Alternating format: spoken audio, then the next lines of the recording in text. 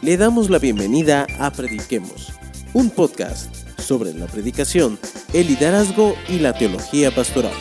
Con ustedes, el Dr. Pablo A. Jiménez.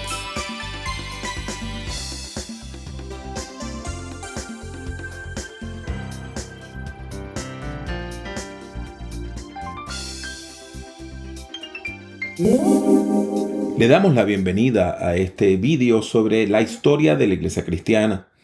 Vamos a proveer un resumen de toda la historia de la Iglesia. Mi nombre es Pablo Jiménez y puede encontrar mis materiales en mi página web www.drpablojimenez.com y le ruego que usted se suscriba a ella. Recuerde que también tenemos vídeos en YouTube y le rogamos que usted se suscriba a nuestro canal. El estudio de la historia de la Iglesia permite comprender el presente y proyectar el futuro. ¿Por qué? Porque el único modo que tenemos para saber algo acerca del futuro es el pasado. Sin la historia, el presente nos resulta incomprensible y el futuro impredecible. Otra razón para estudiar la historia es que en la historia encontramos las experiencias y la sabiduría necesarias para enfrentarnos a cualquier decisión presente. Recordemos que las divisiones en períodos son herramientas pedagógicas, no realidades absolutas. Esto explica por qué diversos eruditos proponen clasificaciones distintas según su enfoque histórico y teológico. En este caso, seguimos el bosquejo característico propuesto por el Dr. Justo González en sus diversos escritos. Justo dice: la historia no se escribe solamente desde el pasado, sino también desde el presente en que vivimos y desde el futuro que anhelamos o que tememos. Hablemos primero acerca de la Iglesia antigua. El cristianismo nació en las regiones de Judea y Galilea, que estaban bajo la influencia cultural griega o helenista y bajo la dominación política y militar del Imperio Romano. El mundo greco-romano fue el resultado de las conquistas primero de Alejandro el Grande y luego de Roma. La figura central de la fe cristiana, sin lugar a dudas, es Jesús de Nazaret. Su vida, enseñanzas, pasión, muerte y resurrección dieron origen al cristianismo. La iglesia surge del movimiento de Jesús, formado por los seguidores del maestro Galileo. El movimiento de Jesús, que comenzó como una secta judía, se aleja del judaísmo tras la destrucción de Jerusalén en el año 70 de la era cristiana. Empero, pronto pasó por un tiempo de expansión misionera que le llevó a multiplicarse por toda la cuenca del mar Mediterráneo. Separada del judaísmo, la fe cristiana fue vista por Roma como una superstición peligrosa, que debía ser perseguida, ya que negaba la divinidad del emperador y por lo tanto exhortaba a la comunidad cristiana a no participar de la religión imperial. Esto desató un tiempo de represión que a ratos se tornaba en persecución activa. Por esto, varios creyentes sufrieron el martirio. Sin embargo, otras personas conocidas como apologistas entraron en conversación con la cultura greco-romana para defender la fe cristiana. Las disputas con los enemigos de la fe cristiana propiciaron debates teológicos que llevaron a la iglesia antigua a definir sus creencias básicas. En este proceso, la iglesia determina el canon de los libros del Nuevo Testamento y desarrolla los primeros credos. Teólogos como Ireneo, Tertuliano, Clemente de Alejandría, Orígenes y Cipriano, ubicados en su mayoría en el norte de África, sentaron las bases de la teología y de la doctrina cristiana.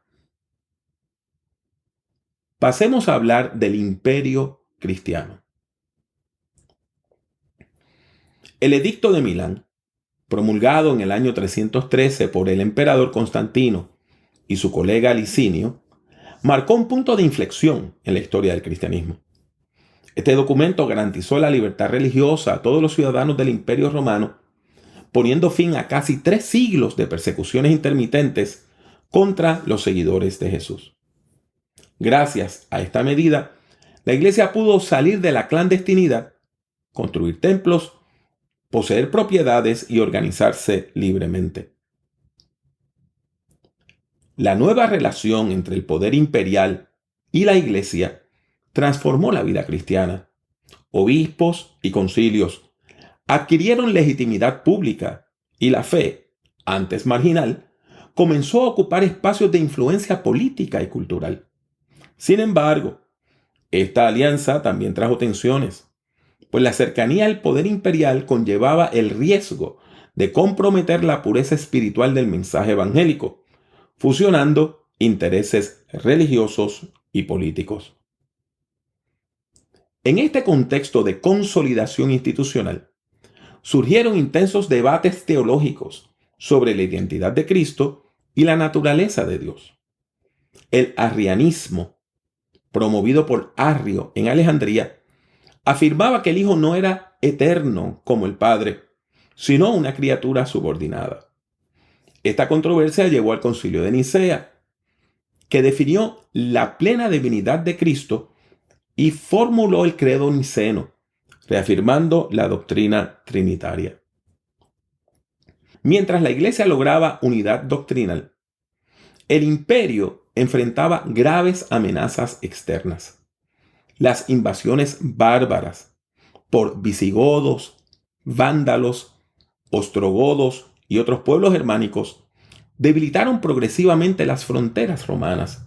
Finalmente, en el año 476, la deposición del último emperador de Occidente simbolizó el fin del Imperio Romano y el inicio de una nueva etapa, la Edad Media, donde la Iglesia se convirtió en la principal portadora de la herencia cultural y espiritual de Roma. La división entre Oriente y Occidente transformó la historia del cristianismo. Tras la caída del Imperio Romano de Occidente en el año 476, la ciudad de Constantinopla se consolidó como el centro del Imperio bizantino y del cristianismo oriental, mientras Roma conservaba su autoridad espiritual sobre el occidente latino. En Oriente, la Iglesia mantuvo una estrecha relación con el Estado, donde el emperador ejercía influencia sobre los asuntos eclesiásticos. En cambio, en Occidente prevaleció el caos político. Las invasiones bárbaras fragmentaron el poder civil y en medio de la inestabilidad, la Iglesia se convirtió en la única institución capaz de ofrecer liderazgo moral y social.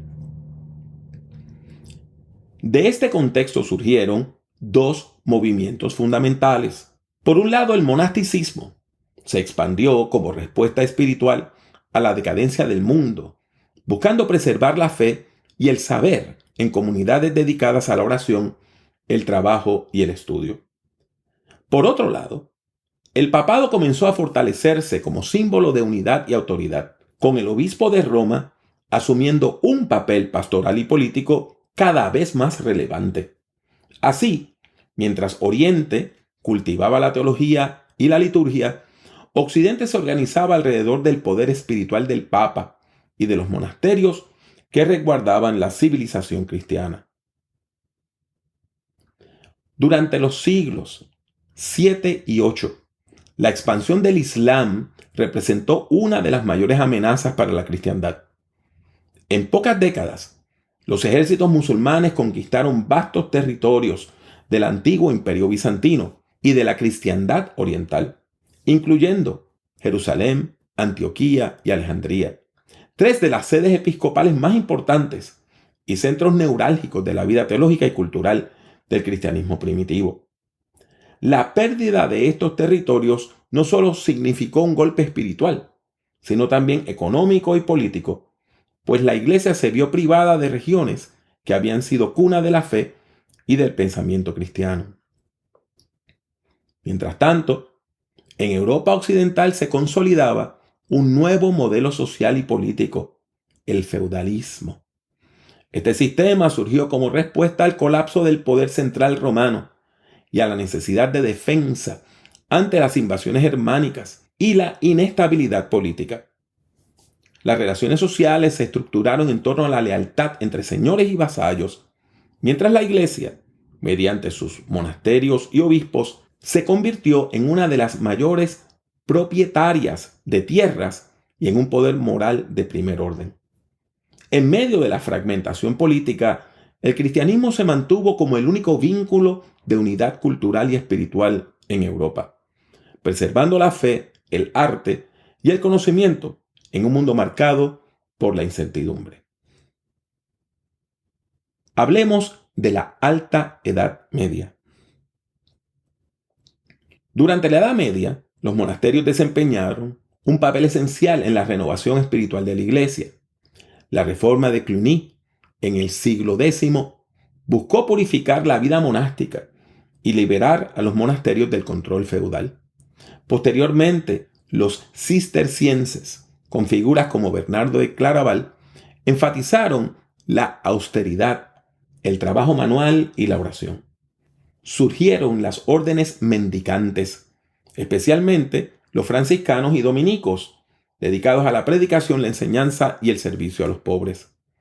Estas comunidades revitalizaron la espiritualidad cristiana, acercando la fe a la vida cotidiana y al compromiso con los marginados. Entre los siglos XI y XIII, la Iglesia impulsó las cruzadas, expediciones militares con el propósito declarado de recuperar Tierra Santa de manos musulmanas. Aunque motivadas por ideales religiosos, también respondían a intereses políticos y económicos. Paralelamente, en la península ibérica se desarrolló la Reconquista, proceso mediante el cual los reinos cristianos recuperaron territorio frente al dominio islámico. Ambos movimientos fortalecieron el poder del papado y el sentido de identidad cristiana europea, pero también dejaron un legado de violencia, intolerancia y tensiones interculturales cuyas consecuencias se perciben hasta hoy. Durante los siglos XII y XIII surgieron las primeras universidades medievales, como París, Oxford y Bolonia, vinculadas a las catedrales y monasterios. Estas instituciones transformaron la enseñanza teológica, dando origen a la escolástica, método que buscaba armonizar la fe con la razón. Figuras como Tomás de Aquino y Bonaventura desarrollaron sistemas teológicos profundos que integraban la filosofía aristotélica con la revelación cristiana. Su objetivo era comprender racionalmente la fe, fortaleciendo la doctrina y la educación eclesiástica. Las universidades se convirtieron así en centros de debate intelectual y en pilares de la cultura cristiana occidental.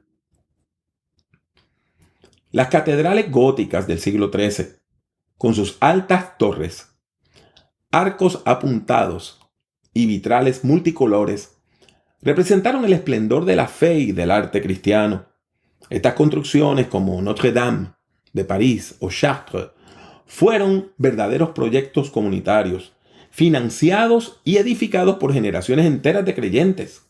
Su arquitectura aspiraba a elevar el espíritu hacia Dios, simbolizando la trascendencia divina y la luz celestial.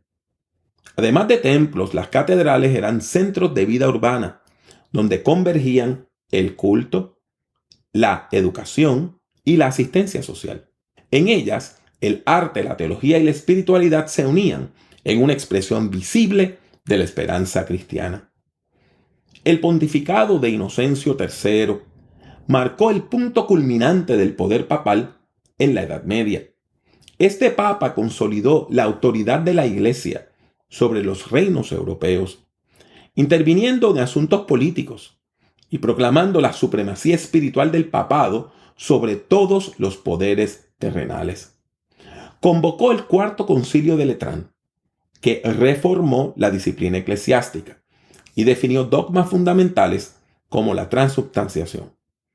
Inocencio también promovió las cruzadas y apoyó el surgimiento de las órdenes mendicantes. Su liderazgo encarnó la visión medieval de una cristiandad unida bajo la guía de Roma, aunque esa centralización provocaría futuras tensiones y reformas. Así llegamos al fin de la Edad Media. Durante el siglo XIV, la autoridad del papado sufrió una de las crisis más profundas de su historia. En el año 1309, el Papa Clemente V trasladó la sede pontificia de Roma a Aviñón, en el territorio francés, donde permaneció casi 70 años bajo fuerte influencia de la monarquía de Francia, periodo conocido como la cautividad babilónica del papado. Este traslado debilitó el prestigio espiritual de la Iglesia, que comenzó a ser percibida como una institución politizada y mundana. Cuando finalmente el papado regresó a Roma, surgió una nueva división, el Cisma de Occidente, durante el cual coexistieron hasta 3 papas rivales que se excomulgaban mutuamente. La unidad de la cristiandad occidental se fracturó, provocando desorientación entre los fieles y acelerando la desconfianza hacia la jerarquía eclesiástica. Ante el descrédito del papado, teólogos y obispos impulsaron el movimiento conciliar, que defendía la autoridad de los concilios generales por encima del Papa en asuntos de fe y disciplina. Este movimiento alcanzó su punto culminante con el Concilio de Constanza, que logró poner fin al cisma de Occidente, al deponer a los pontífices rivales y elegir un nuevo papa, Martín V. Aunque los papas posteriores restablecieron su poder absoluto, el movimiento dejó una huella importante al reivindicar la necesidad de reformas estructurales y espirituales en la Iglesia, anticipando el clima de crítica que más tarde desembocaría en la Reforma Protestante. La inestabilidad eclesiástica y política del siglo XIV generó una profunda crisis teológica y espiritual. Muchos creyentes comenzaron a desconfiar de la jerarquía y a buscar una experiencia más directa e interior de Dios. De este anhelo surgió el misticismo cristiano, representado por figuras como Catalina de Siena, Meister Eckhart y Tomás de Kempis, autor de La Imitación de Cristo. Estos movimientos espirituales enfatizaban la oración personal, la humildad y la unión íntima con Dios, más allá de los rituales externos. El misticismo ofreció consuelo y renovación interior en tiempos de caos, convirtiéndose en una corriente de resistencia espiritual frente a la corrupción institucional. En su interior se gestaban los valores que alimentarían siglos más tarde las reformas religiosas y las devociones personales de la piedad moderna. Aquí pueden ver una pintura de Tomás de Kempis. Antes de Lutero, surgieron voces proféticas que denunciaron los abusos y desviaciones de la Iglesia. John Wycliffe, en Inglaterra, tradujo la Biblia al inglés y afirmó que la autoridad suprema estaba en la Escritura, no en el Papa. Sus ideas inspiraron a Juan Hus en Bohemia, quien predicó la necesidad de una iglesia humilde y fiel al Evangelio, por lo cual fue condenado a la hoguera en el 1415. Más tarde, en Florencia, el dominico Jerónimo Savonarola criticó la corrupción moral y el lujo del clero, proclamando una renovación espiritual basada en la penitencia. Aunque todos fueron reprimidos, sus movimientos abrieron el camino a una conciencia reformista, preparando el terreno intelectual y espiritual para la Reforma Protestante del siglo XVI.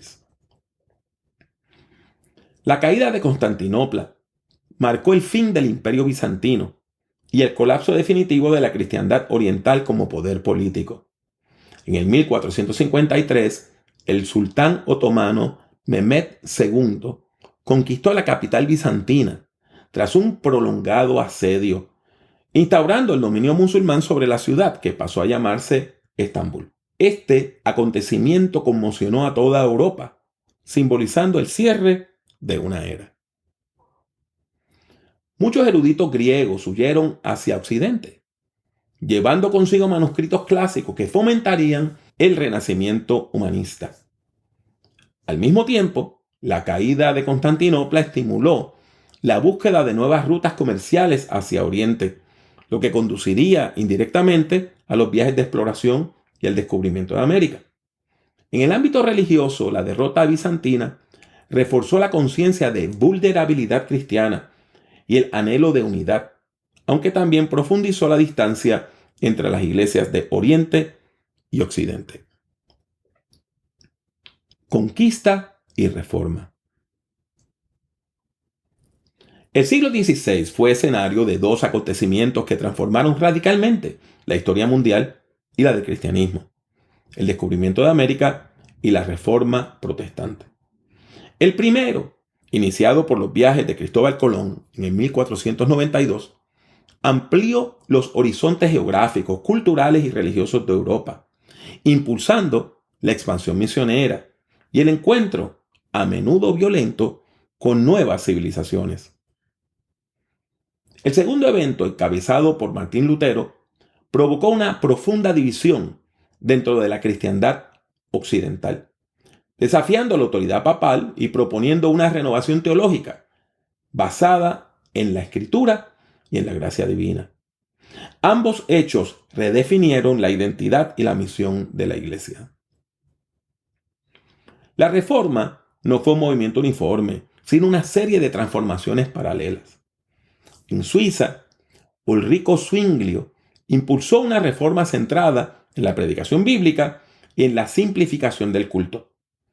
Más tarde, Juan Calvino, desde Ginebra, elaboró una teología sistemática que enfatizaba la soberanía de Dios y la disciplina eclesial, influyendo en el protestantismo reformado. Los anabaptistas, en cambio, propusieron el bautismo solo de adultos y la separación entre iglesia y Estado, siendo duramente perseguidos. En Inglaterra, la ruptura con Roma dio origen al anglicanismo, liderado por Enrique VIII. Cada corriente reflejaba contextos distintos, pero compartía el anhelo de reforma de la Iglesia y de fidelidad al Evangelio. Como respuesta a la reforma, la Iglesia Católica emprendió un proceso de renovación interna, conocido como la Contrarreforma, cuyo punto culminante fue el Concilio de Trento.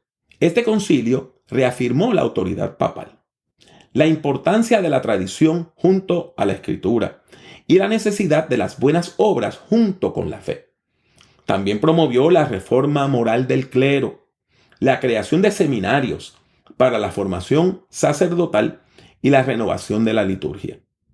Las nuevas órdenes religiosas, como los jesuitas, desempeñaron un papel clave en la educación y la misión.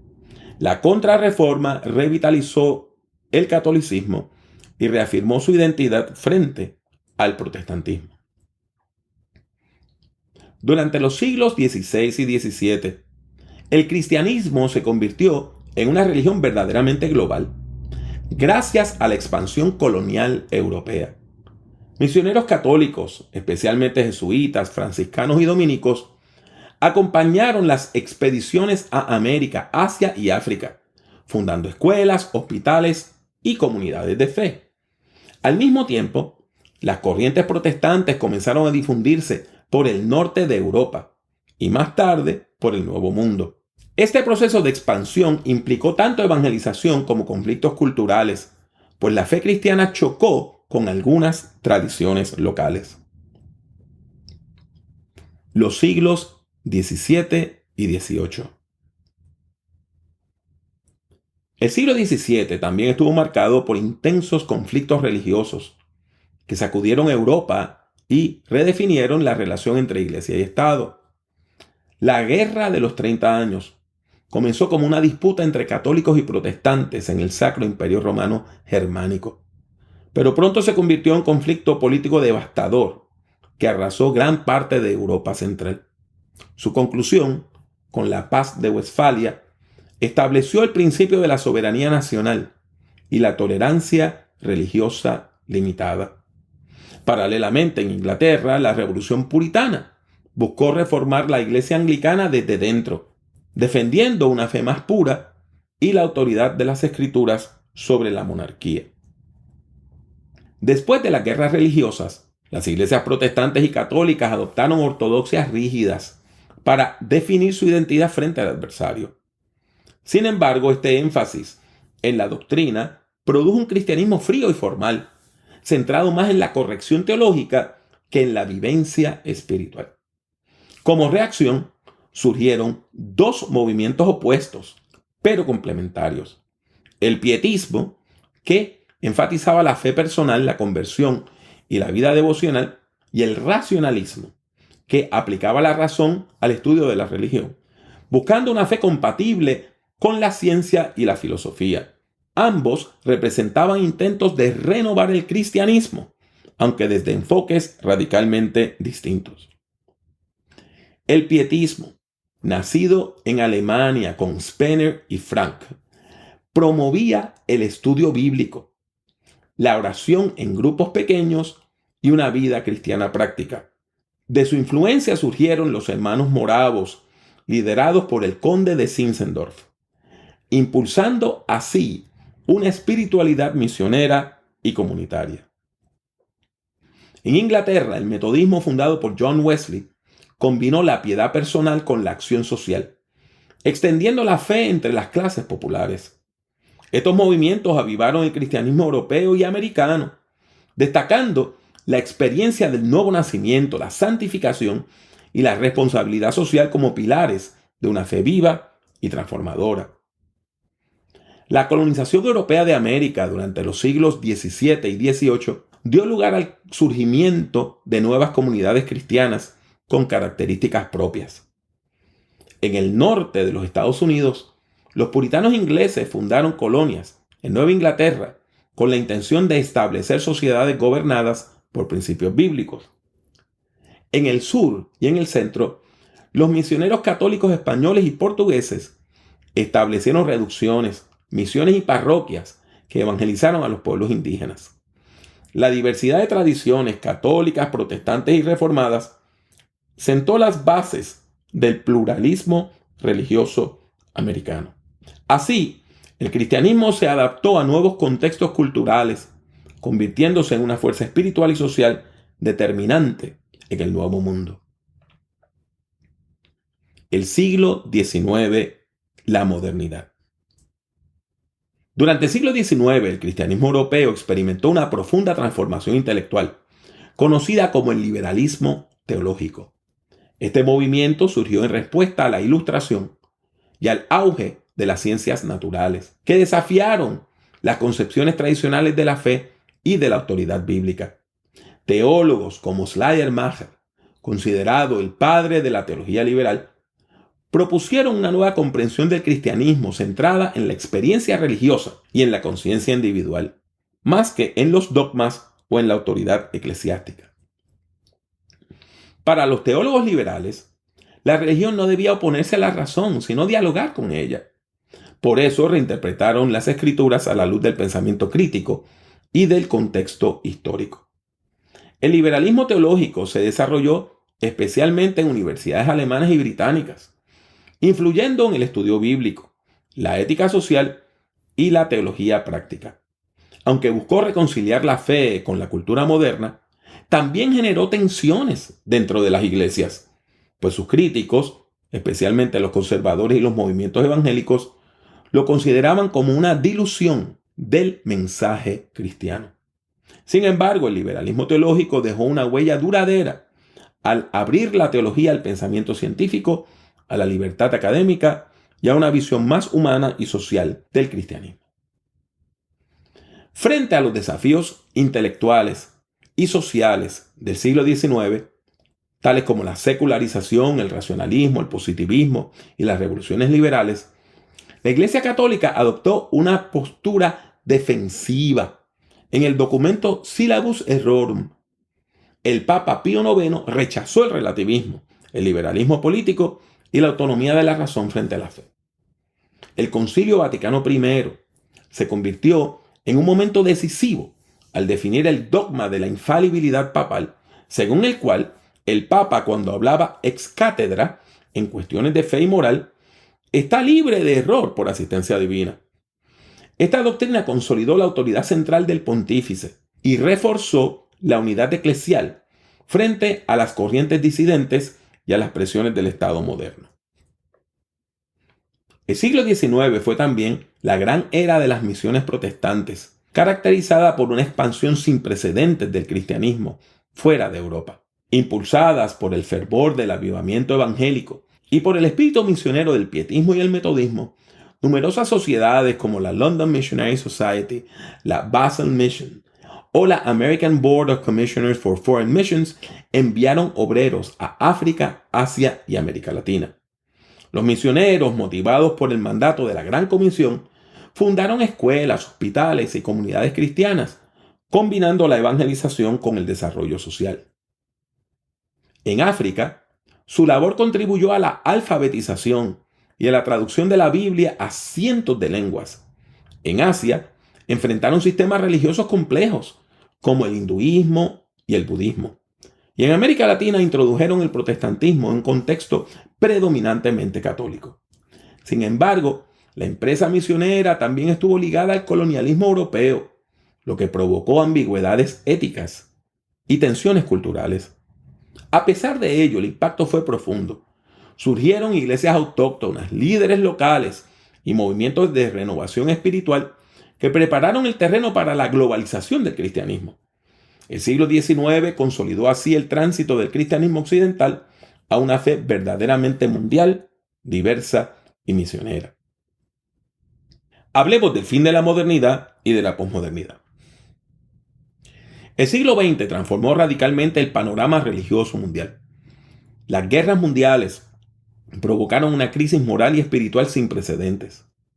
Millones de muertes, genocidios y el uso de la ciencia para la destrucción evidenciaron el fracaso del optimismo moderno que creía en el progreso y la razón. Las iglesias debieron enfrentar la desesperanza y el cuestionamiento ético de la humanidad. Tras la Segunda Guerra Mundial, el proceso de descolonización cambió la geografía del cristianismo. Las antiguas colonias europeas en África, Asia y América Latina comenzaron a construir sus propias identidades religiosas y políticas. En este contexto, la fe cristiana se diversificó, dando lugar a nuevas formas de espiritualidad, liderazgo y compromiso social. La iglesia ya no era exclusivamente europea. Surgía una iglesia global, profundamente marcada por los conflictos, la pobreza y el anhelo de justicia y reconciliación. El racionalismo moderno, que había prometido explicar el mundo por medio de la ciencia y la razón, mostró sus límites en el siglo XX, especialmente tras las guerras y las crisis ideológicas. El horror del Holocausto, las bombas atómicas y la alienación tecnológica revelaron que el conocimiento sin ética podía destruir. En respuesta, surgieron teologías posmodernas que rechazaban las verdades absolutas y los sistemas cerrados, buscando una fe más relacional y encarnada. La posmodernidad recuperó el valor de los sentimientos, la comunidad y la diversidad, desafiando a las iglesias a dialogar con la pluralidad del pensamiento contemporáneo y a redescubrir la fe como experiencia viva y contextual. El Concilio Vaticano II, convocado por el Papa Juan XXIII, representó una profunda renovación dentro de la Iglesia Católica.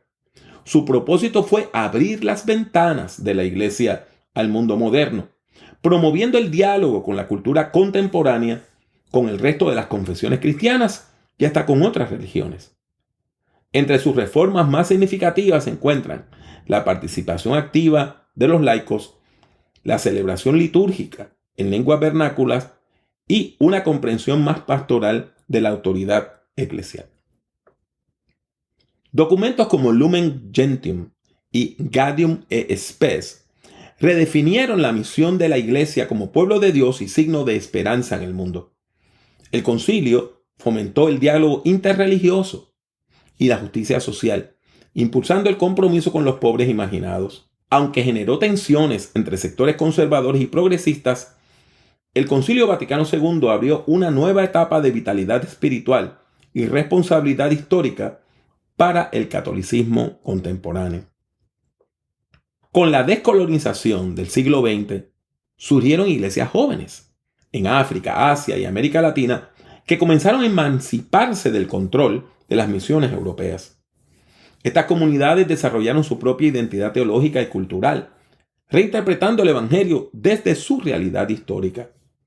Así nacieron las teologías contextualizadas, como la teología africana de la inculturación, la teología asiática del diálogo interreligioso y, en América Latina, la teología de la liberación, que unió fe y justicia social. Estas corrientes afirmaban que el cristianismo debía responder a los desafíos locales, tales como la pobreza, la opresión y el racismo, y no imponer modelos occidentales. El pentecostalismo, surgido a inicios del siglo XX con el avivamiento de la calle Azusa, se convirtió en el movimiento cristiano de mayor crecimiento mundial. Su énfasis en la experiencia del Espíritu Santo, los dones carismáticos, la oración ferviente y el testimonio personal atrajo a millones de creyentes, especialmente entre las clases populares y los sectores marginados. En América Latina, África y Asia, el pentecostalismo promovió comunidades vibrantes, centradas en la fe vivencial y en la transformación social. Paralelamente creció el diálogo interreligioso impulsado por el movimiento ecuménico y organismos como el Consejo Mundial de Iglesias. Este diálogo fomentó la cooperación entre católicos, protestantes y ortodoxos, buscando unidad en la diversidad. Este fenómeno renovó la vitalidad del cristianismo, acercándolo a la realidad del pueblo y al poder transformador del Espíritu Santo. Conclusiones.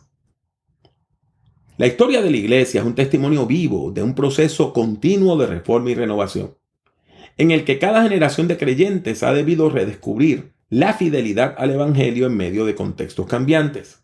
Desde los primeros concilios hasta los movimientos contemporáneos, la comunidad cristiana ha enfrentado desafíos y oportunidades que han puesto a prueba su fe, su unidad y su capacidad de adaptación. Las persecuciones, las divisiones doctrinales, las reformas, los avivamientos y las transformaciones culturales han servido como escenarios donde la Iglesia ha sido purificada y fortalecida. Por ello, comprender el pasado no es un mero ejercicio académico, sino un acto de discernimiento espiritual que nos ayuda a reconocer los aciertos y errores de quienes nos precedieron, a aprender de su testimonio y a responder con sabiduría a los retos del presente. En última instancia, el estudio de la historia eclesiástica nos inspira a servir mejor al reino de Dios, renovando en cada época nuestro compromiso con la verdad, la justicia y el amor. Cerramos con estas palabras del Dr. Justo González. Por todo ello, en el curso de este periodo, el mapa del cristianismo cambió radicalmente. Al principio del periodo, el centro del cristianismo estaba indudablemente en Europa. Después estuvo en todo el Atlántico del Norte. Y por fin, surgió una nueva situación en la que no había ya un centro, sino muchos. No solo en territorios de la vieja cristiandad, sino también en el resto del mundo. Lo que es más, al tiempo que el cristianismo parecía perder fuerzas en lo que antes fue la cristiandad y el centro del movimiento misionero, gozaba de un ímpetu inusitado en el resto del mundo. Y es por esto que bien se puede decir que el producto final del período, que va desde fines del siglo XVIII hasta principios del siglo XX, es un cristianismo sin cristiandad. Le damos las gracias por haber estudiado este material con nosotros. Le rogamos que visite nuestra página web, que se suscriba a ella, que escuche nuestro podcast, se suscriba a él y que también se suscriba a nuestra página en YouTube. Que Dios le bendiga, que Dios le bendiga mucho y que Dios le bendiga siempre.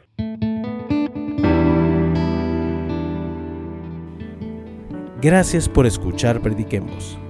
Puede encontrar otros escritos, audios y videos del Dr. Jiménez en su página personal www.drpablojimenez.com. Siga al Dr. Jiménez en Twitter, Instagram y YouTube. Sintonice Prediquemos y comparta nuestros enlaces con sus amistades. Que Dios le bendiga mucho y que Dios le bendiga siempre.